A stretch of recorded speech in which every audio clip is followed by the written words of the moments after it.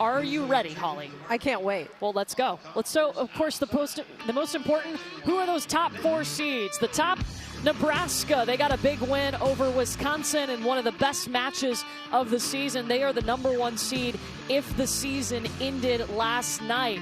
Stanford, a great body of work for the Stanford Cardinal, and that puts them in the #2 spot. Again, you want to be a top 4 seed because you could have the opportunity to host a regional. And the Wisconsin Badgers, only 1 loss, and that was to Nebraska. Not a bad loss at all. They are #3 in the committee's new rankings. And that #4 team, the Louisville Cardinals, on the rise, a team that went to the national championship match last season. Again, everybody's seeing who are those top 4 seeds. So one of our first questions was, what put Louisville over Washington State? Because again, the importance of being top 4. Well, Louisville beat Washington State and swept Pitt, and those were crucial to get that #4 spot. And they want to host. That's an important, everyone's fighting for that 4th spot, in my opinion, because Nebraska, Stanford, Wisconsin in pretty safe positions.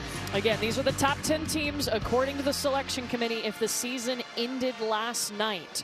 So again, some of the criteria that they look at, these are some of those. I want to call attention to the KPI. This is something that is new this year that they're using it. RPI, very different from KPI. KPI is going to tell you a little bit more in depth about how they're winning their matches, not just their results. Whether it's a 5-set battle on the road or a 3-set sweep at home. That's what KPI tells you.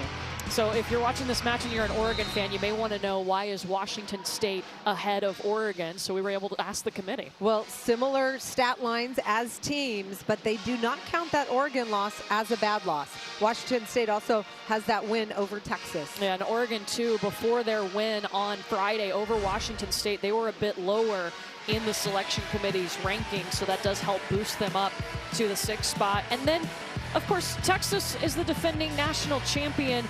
They bump up to 6, and they really like the metrics of Texas, but there was a big but there. Huge but. They don't have any top 10 RPI wins, and that's crucial.